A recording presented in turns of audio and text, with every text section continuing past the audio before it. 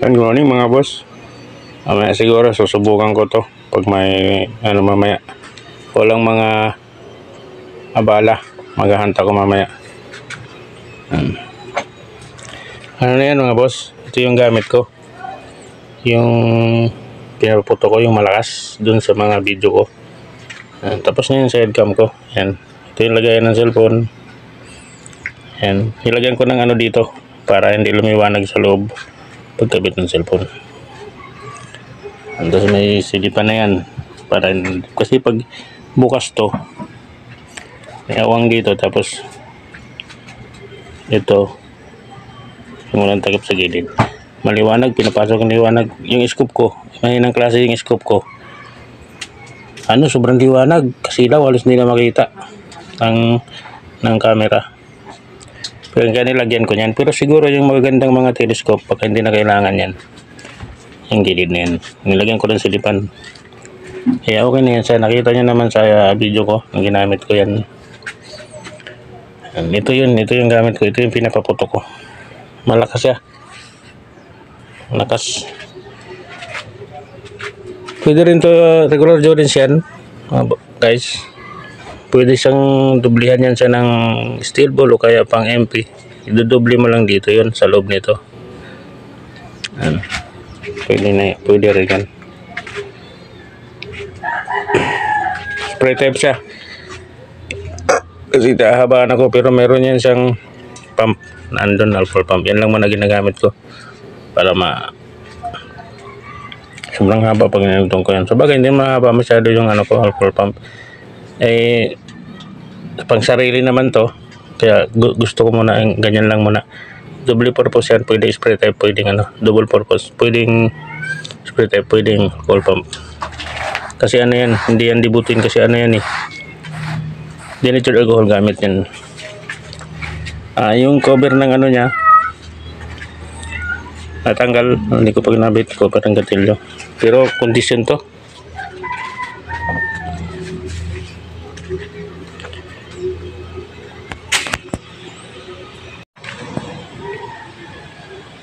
Ito yun mga boss, yung ginagamit ko na na marble gun, yung nakikita na doon na pinapaputo ko yung baril-baril ako ng lata, bote. Ito yun, bolt action yan mga boss. Yan.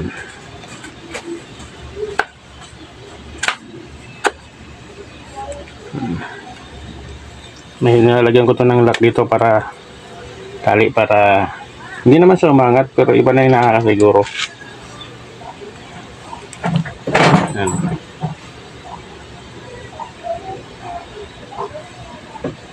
Ito yung sidecam. Lagay ko. Kaya parang mahaba siya guys, kasi tinugtungan ko dito ng PVC. Yan. Tapos ito nadugtong din yung sidecam, kaya mahaba siya.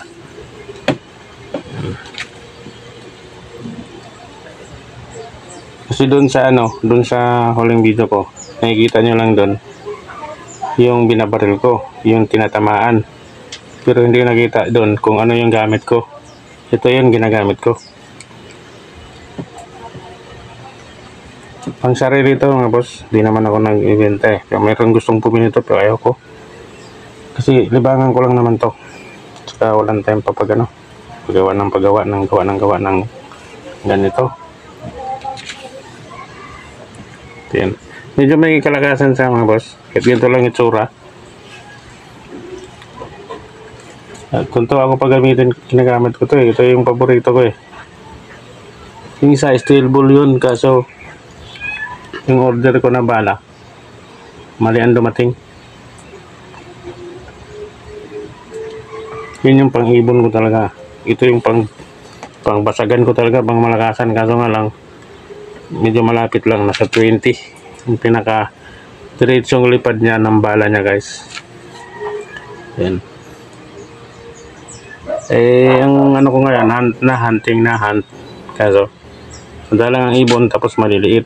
Meron namang tikling, kailangan mo ng speaker, tapos kailangan walang mga istorbo. Minsan may mga tao o mga bata doon hinahuntingan ko, kaya nabubulabog yung Kaya hindi ako makapag-video nun. Pero pag may medyo magandang panahon at saka walang store ko, mangahan din ako.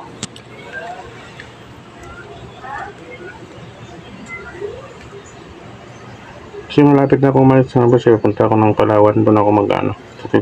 Ano ko doon. Mix naman yung channel ko eh. Mix naman, kahit ang content, pwede ko namang gawin. Doon siguro, baka spear gun gawin ko sa Palawan. Tapos cook, kasi cook.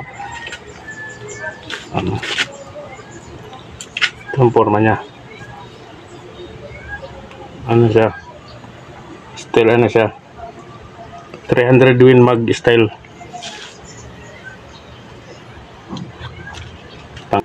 Kaya ito ang forma niya. Hindi siya pang ano, gera.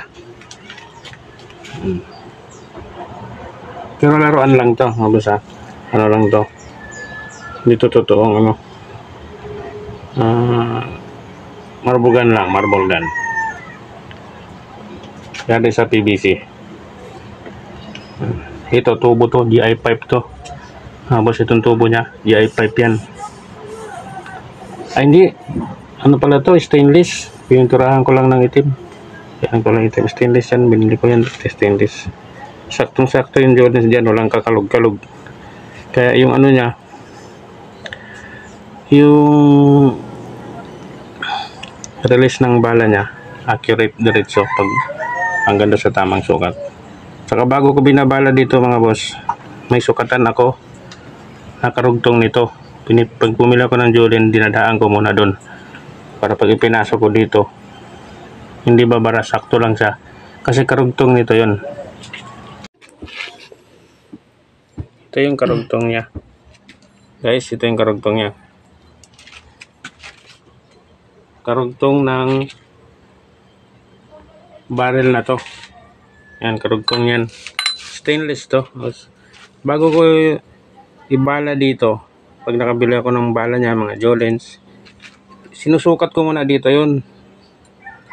Pag kasyang-kasya dito, pinipili ko yung kasyang-kasya at hindi. Pero mas marami naman yung kasyang-kasya. Yung malaki, kasi yung Jolens, di ba minsan may malaki. Yan, dinadaan ko muna dito. Pag kasya dito, ibig sabihin, pwede ko siyang gamitin dito. Meron kasi salpakan ng salpak dito, malaki na, babara dito yun sa ano, guys, dito sa bolt action. Misa sa tarsik. Dinadaan ko muna dito. Pag kumasya dito, saktong-sakto, ibig sabihin, sakto rin siya dito kasi kaputol niya to, pwede siyang gamitin. Para pag sa oras ng huntingan na, walang aberya. Malakas siya. Kayang bumasag ng ano eh, kawayan. Kaso dito kasi, kahit magbabaril-baril ka ng mga puno, mga kawayan, lalo na pagbuhay. Galit. Bawal. Siguro sa mga siparlins, kayang butasin ito yung hindi masyadong makapal. Yung takip ng drum, sinubukan ko to eh. Ang kapal ng takip ng drum ko. Hindi niya nabutas.